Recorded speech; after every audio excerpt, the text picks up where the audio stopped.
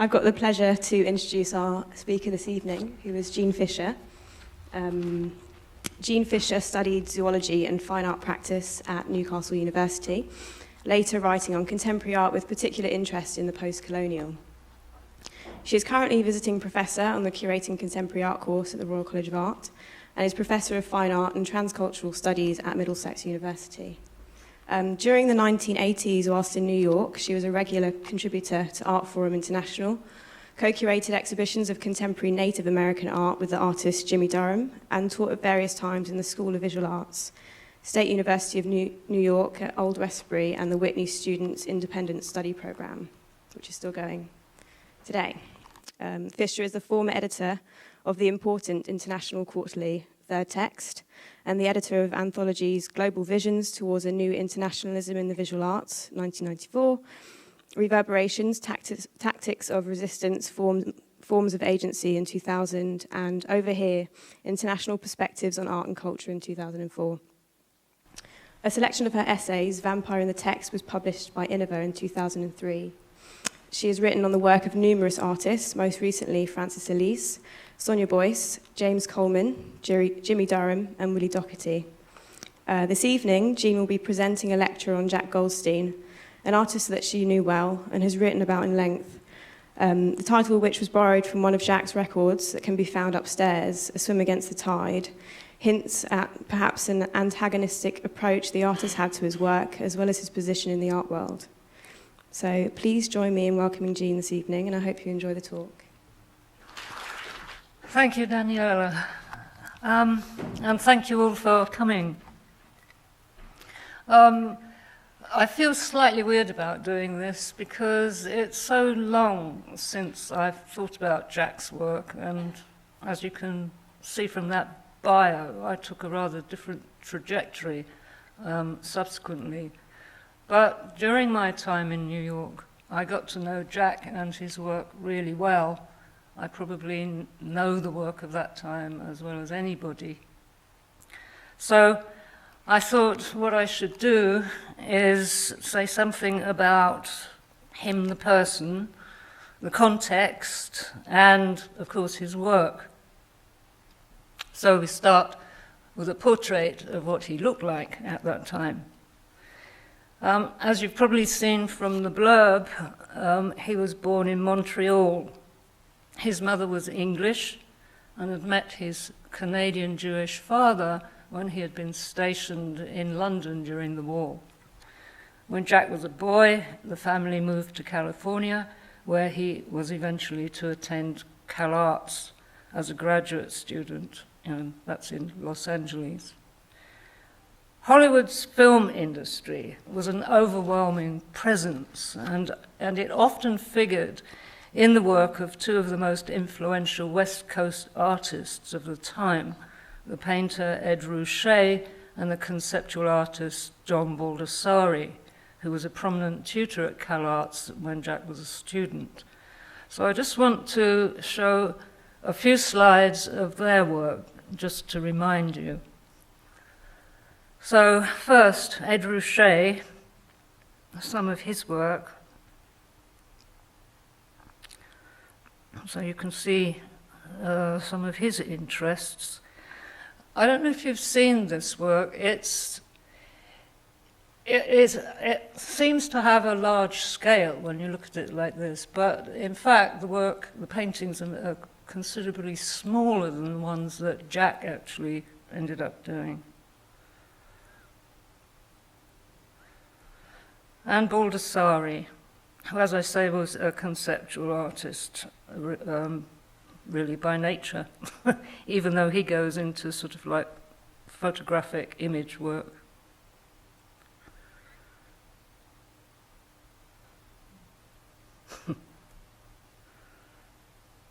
Right, I'll leave it there for a minute.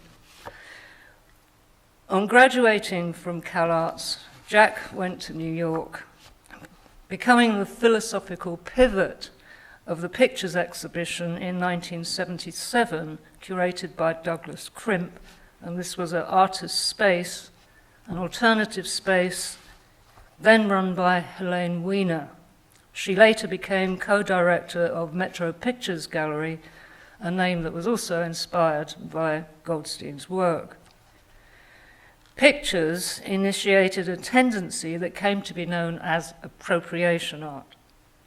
But aside from the banal fact that Jack appropriated images from media sources, he had less in common with his fellow picture artists, like Sherry Levine, Robert Longo, or David Sally, than with artists like Dan Graham or James Coleman, whose work was much more interested in the relationship between the image and the spectator.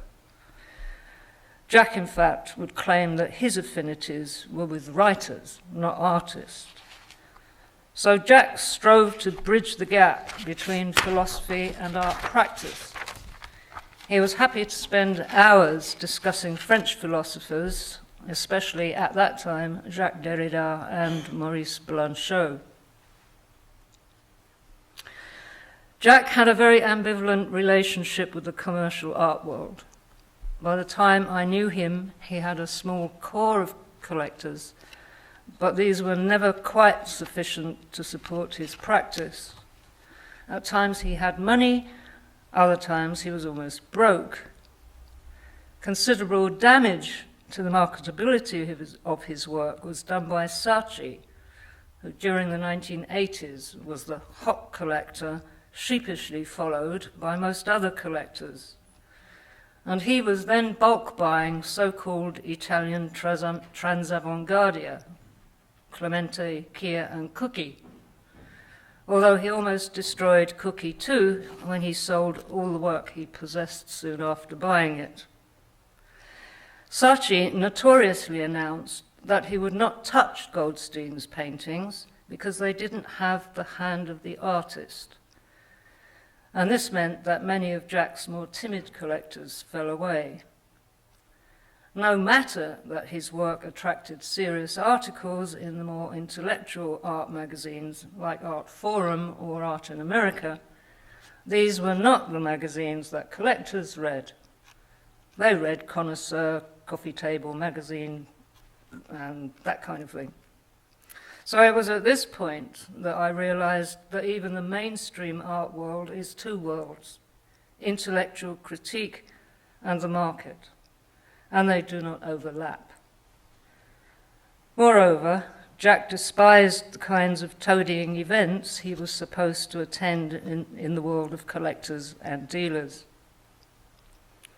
Jack's struggles with the art system added to a personal existential angst, but the effects drove him into increasing isolation and drugs dependence, although this never interrupted his work process.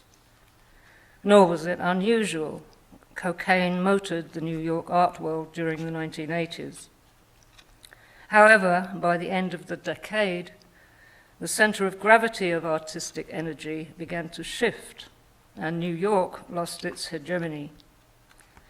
In the early 1990s, Jack moved back to California and increasingly devoted his time to writing before his tragic death in 2003.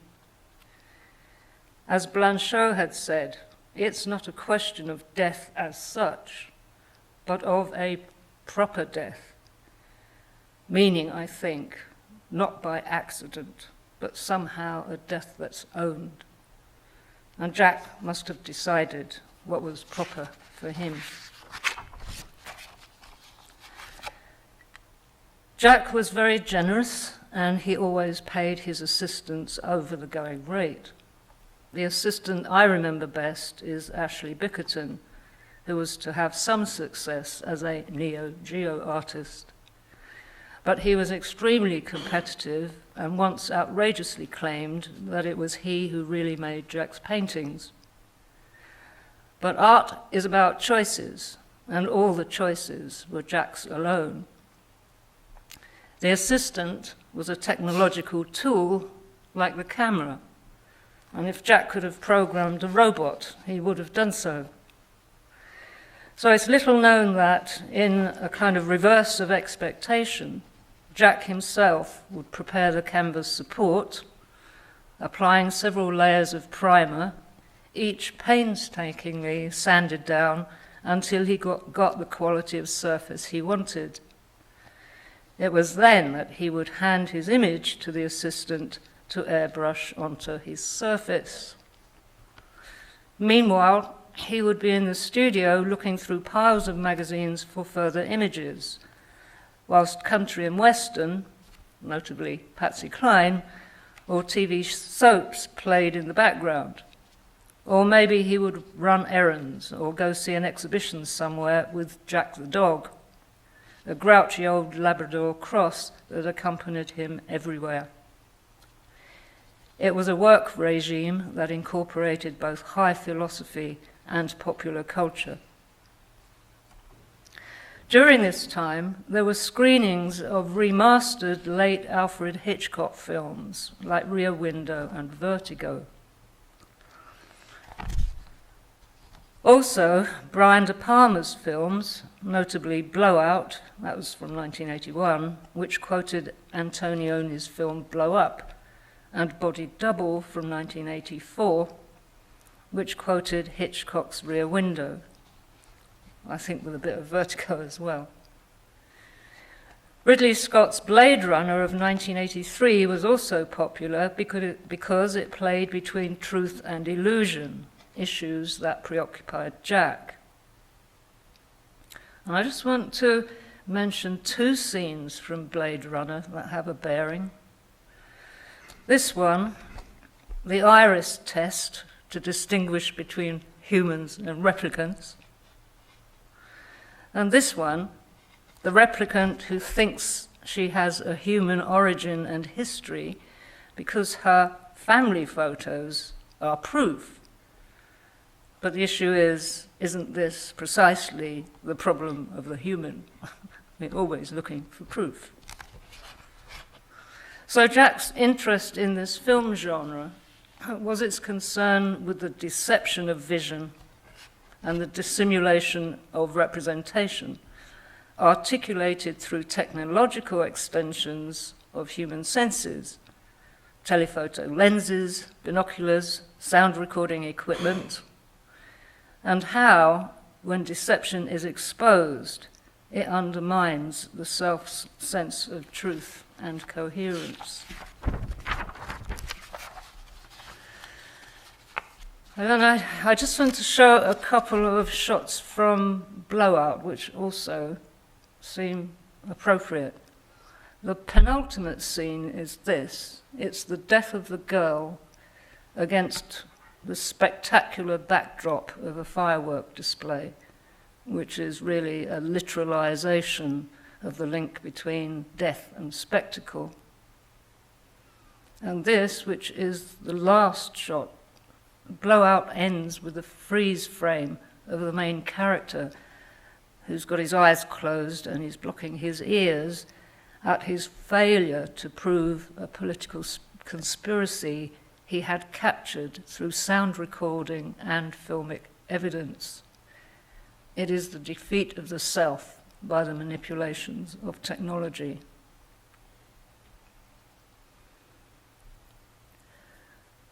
Before I try to elaborate on the issue of subjectivity in Jack's work, I want to mention briefly his sound works. Sound as a representational system was as important to his work as the visual image, and figures in several of his aphoristic statements, like this one here. But his records are independent objects, and they're orchestrated as two-sided events. So we've seen these downstairs. This is the 45s. These imagistic sound events derive from sound effects libraries and are used to evoke archetypal images. So Jack treated sound as he treated film, to evoke an event isolated from any anecdotal reference except what the viewer, him or herself, brought as cultural baggage. The titles often have an apocalyptic tone: dying wind, 6-minute drown, burning forest, lost ocean liner, and so on. References to death or disaster that recur throughout his work. But the question is, of course, the death of what? That's just his 10-inch records with the moon labels. I don't think I want to talk about them in a minute.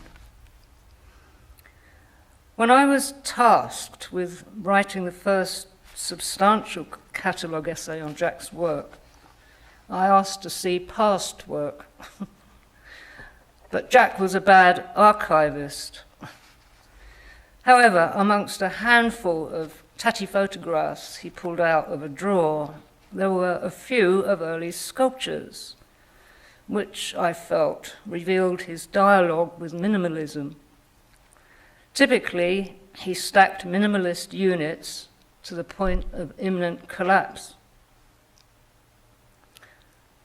If you tried to put another one on top of this, then the whole thing would fall down. Early on, therefore, he had understood a major weakness of minimalism. Earlier, American Expressionism followed modernism's privileged artistic subject as the one who knows, which subordinated the viewer's role to passive reception.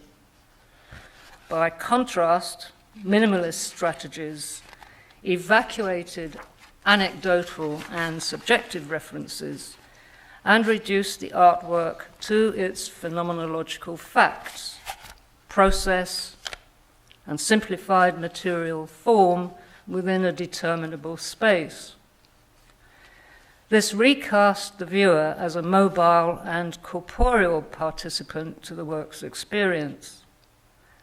But in so doing, it displaced modernism's privileged subject from the artist to the viewer. It therefore failed to account for the extent to which the contemporary subject's sense of itself and the world was not direct, but mediated by technology, particularly the representational role of language itself. So while Jack's work followed minimalism's elimination of the anecdotal, it challenged its retention of the privileged subject and its phenomenological view of the world. As Jack's later paintings illustrate, while he pictures phenomena, these are not available to the naked eye, but only through technology. So, in brief, the argument was that an originary self is inaccessible to the speaking subject. Since language precedes and shapes it, the subject was an effect of language, not its master. That is, language functions as a screen that alienates the self from its ability to articulate itself outside the prescribed representations of language. As soon as you can say I, you are hostage to representation. So language gives no access to some inner core self. And as we see with Jack's film, where a hand writes a signature over and over, the more the signature is written, the more indecipherable it becomes. I'm sorry, I was just not able to find a picture of that particular film. The speaking subject, as a construction in and by language, is therefore cut adrift from its own origins, much like the floating astronauts in Jack's early photographs and paintings. So this one, the pool, and this a 3-panel painting. Can you see the astronauts? They're quite tiny. Okay. But it's for these philosophical reasons that Jack, as artist, withdrew behind technological mediation to question original or authentic authorship, an issue that was adopted by appropriation. The problem with appropriation is that it settled on the simulacrum. In the reproductive world of mass media, the image was always an image of an image on a beam, like those rather scary drawings in children's puzzle books, where the same image is reproduced into infinity. The point being that there was a loss of reference to the tangible real world. Now, although Jack's work addressed this, it was really to question the image's relation to contemporary subjectivity. Much of this debate has its beginnings in Guy Debord's discussion of the spectacle. Here, the spectacle is not a set of images, it is the individual and social relations mediated by the image, which dismisses exchanges through real-life experience. One could say, in a rather banal way, in the society of the spectacle, one's life is lived according to codes copied from TV soaps or cigarette ads, for example. And it's this impasse between the real and the mediated that the character of De Palma's Blowout cannot overcome. But Jack addressed this by attending to perceptual ambiguities, which he explored through some of the performances staged with athletes, fencers, boxers, body contortionists. In fact, he was not at all interested in wrestling because of its fakery and theatricality, if that helps you to make a sort of distinction. So in these performances with athletes, he evacuated all narrative, subjective or anecdotal content to concentrate on the action itself, nothing more nor less than the body vocabulary demanded by the moves necessary to achieve a definable result. I suppose one could say the body as machine. For instance, he had to direct the body contortionist, who in reality was a nightclub performer, to go through her sequences of configurations without addressing the audience. And during the performance, as you can see, she was lit by a green light, and at the end, she was replaced by a sequence of short films. The green light paralleled Hitchcock's use of a green glow in the spectral resurrection of the supposedly dead Madeline invoked by the male character's desire in Vertigo. I'm sorry I'm quoting films, I do hope you know them. In other words, it's the transformation of the body contortionist into a phantasmic pure image. The two boxers' performance was heralded by loud marching music and bugles. They performed in silence with a white strobe light that simulated the effects of a flicker film. Is it correct that the contemporary restaged this, two boxers? Yes? Oh, good. At the end, a red light comes on, as you probably saw, and the figures froze. In other words, we have an artifice in which live performance became perceptually confused with the cinematic image. One notable performance, which was really about anticipation, was without human performers at all. I'm sorry, I just could not find a better image of this. But this was The Murder, which was staged in a Gothic church in Germany. The audience was seated in the dark, listening to an orchestral score typical of suspense films. A red light suddenly illuminated a balcony, and then it slowly faded away. So these performances worked at a complex interface between the recognizable coded conventions of media and the limit of our perceptual system, between illusion and the real. So the work played at that moment when pure event becomes pure image.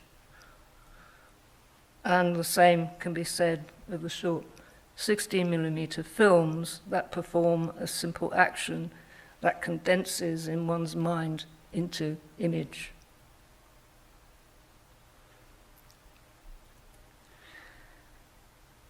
Jack's version of the spectacle was always received with ambivalence. During the early 80s, his series of warplanes, for example, followed by the large burning city paintings, all reworked from World War II photographs, would often be accused of being fascistic. And that's because of the link between the Nazis and spectacle, which were stunningly captured in Leni Riefenstahl's propaganda film Triumph of the Will from 1934. But if Nazi spectacle was about an illusionary fulfillment of desire, orchestrated by ideology, and the fantasies propagated by mass culture, including the nationalistic fantasy of a pure German folk, Jack's work ultimately was about the impossibility of fulfilling desire, of the self ever coinciding with itself without mediation. Jack's spectacles therefore relate more to the romantic sublime, where a force greater than the self precipitates both expansive pleasure at the possibility of a kind of oneness with nature and terror at the loss of control of all meaningful coordinates. That is, the death of the speaking subject may liberate the self, but at the risk of annihilation. In the short 16mm film Metro-Goldwyn-Mayer, Jack famously provided an example of the way desire is hijacked by mass culture. It presents MGM's animated pre-filmic logo of the roaring lion, inscribed Ars Gratia Artis, meaning art for art's sake, a somewhat disingenuous distraction from Hollywood as a commercial industry, which may have amused Jack. Anyway, here, Jack reset the logo against a sumptuous red ground and looped the film. In other words, the viewer's anticipation of the film to come, cued by the logo, is never realized. There is nothing for the viewer to identify with.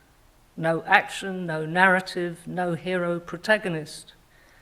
And he/she is suspended in a state of endless deferral of cinematic satisfaction. In so doing, the film very simply exposes the limits and artifice of cinema as an empty, desiring machine. The gaze, as the psychic motor of the desire to see, is simply thwarted.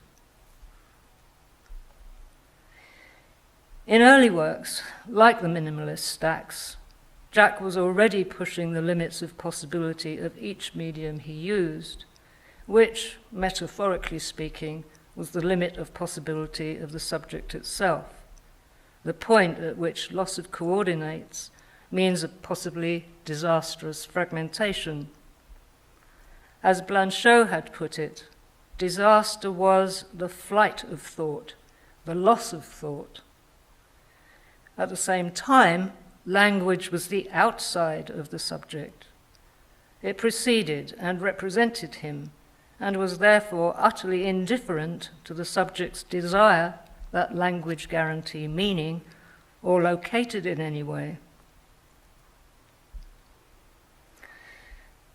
So, to pursue that thought, here, from 1973, is a filmed studio performance. That is to say, no witnesses except the camera, or possibly the camera person as well. The film begins with an undifferentiated dark field. We hear footsteps in the space, a voice calling here, and the sound of things hitting the floor. Towards the end, a light comes on, and the camera slowly pans silently round the room, revealing rocks scattered across the floor. Retrospectively, we put together what we have heard with what we see, and the rocks become indices of where the speaker was, although there is no guarantee of the truth of this assumption. But here is a synonym for I, but this voiced subject is absent from the scene, displaced by signs of a now absent presence. Another way of saying this is that the speaking subject is nothing without a witness to answer for or to it. That is, the I exists only through the witness of an other, and that other is language. Jack had played with this displacement of self to sign through technology in a couple of related performances. So, in Artist Studio of 1971, he'd bound himself with electric cabling and a light which flashed on and off in synchrony with his heartbeat. He took this performance outside for Hill Overlooking a Freeway, Los Angeles. All the passing motorists would see at night was a beacon on the top of the hill pulsating to the rhythm of a heartbeat. They would not know that the light was connected to Jack, buried in a box. This transcription of the subject into objective sign is common practice in police and medical fields. Once you think about this, one can think of the use of the iris now and DNA markers as abstracted forms of identity. As Jack's work points out, the objective sign and the viewer are completely indifferent to the artist or subject at its origin. They may as well be no longer an origin. And as there is no experienced origin, so there is also no experienced end. The subject is a constant reinvention. And as one of his more famous aphorisms states, the story actually begins in the middle somewhere.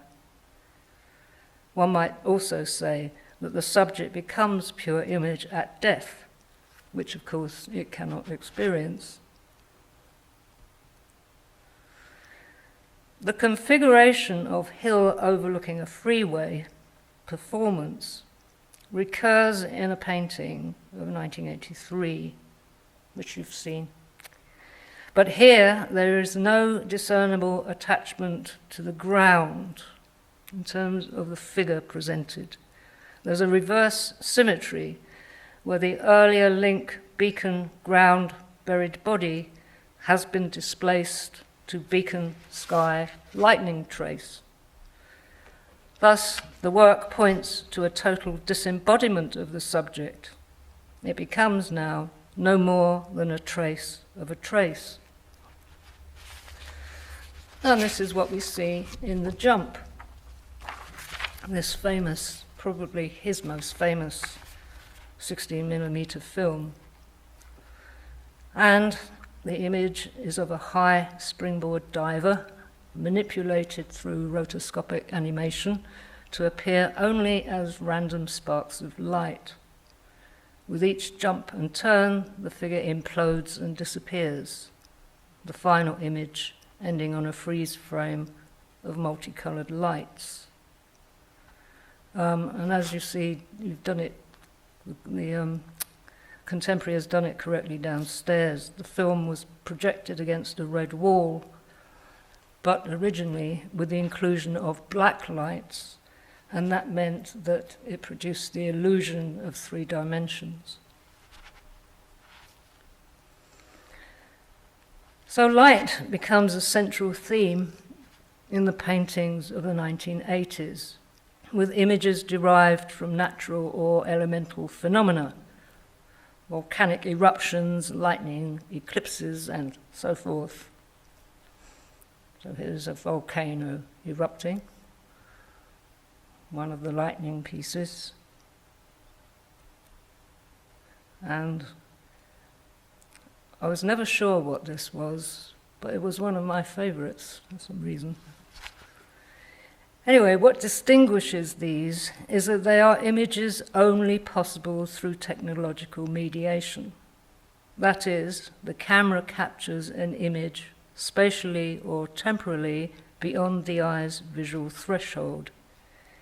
In this sense, there is an artifice about our conventional pictures of natural or cosmological phenomena.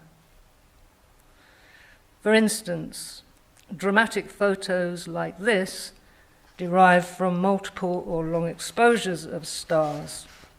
As the Earth rotates, the picture renders the stars with long trails. Now, this spatio-temporal conceit is especially true of pictures of the stars themselves, or even what we can see of them. We receive light images in the present from sources that may have died eons ago. They are pure image with no existing external referent. And yet, scientifically derived, they are not fiction either. The works of this period that engaged me most were those of sunspots and eclipses.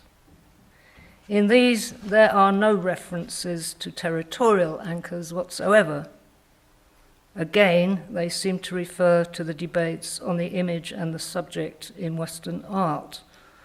And to clarify this just a little bit, I want to invoke High Renaissance painting, or perspective, in fact. So in single-point geometric perspective, the picture plane, which is this, is between 2 horizontal symmetrical visual cones, one that converges on the viewer's eye and the other on the vanishing point. In many paintings, the vanishing point is disguised, but it is fully visible in Raphael's Marriage of the Virgin as a blank space. It is here. The narrative of Renaissance perspective illusionism, which is carried through standard lens photography, that is to say, a regular 50mm lens, is that perspective organizes the viewer's position as if he or she were contiguous with the picture. And what this does is encourage identification with the characters and the action. But the one place where the viewing subject is not is the vanishing point, the blind spot in the visual field. So Jack's eclipses evoke this blind spot. It's brought to the surface as the place of the other that summons the self, but is where the self is not. It is a void, and as such, cannot confirm the being of the self. In psychoanalytic terms, it is the gaze of the other that turns the subject into an object.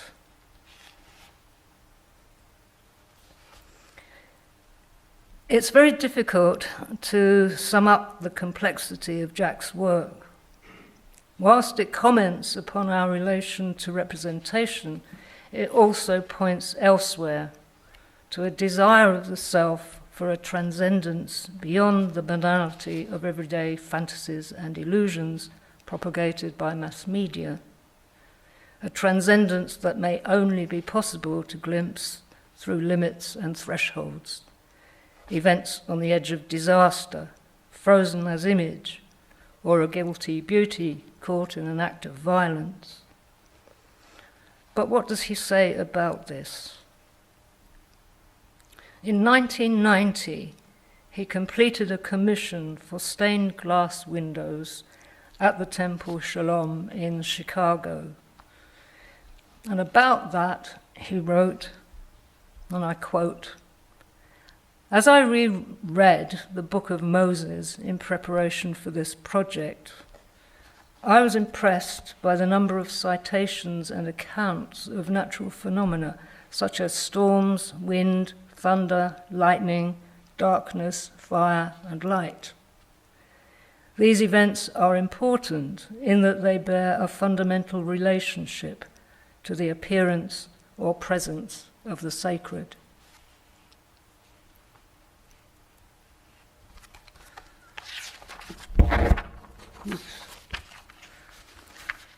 I want to conclude with Jack's set of 33 1/3 RPM records, which he titled Planets.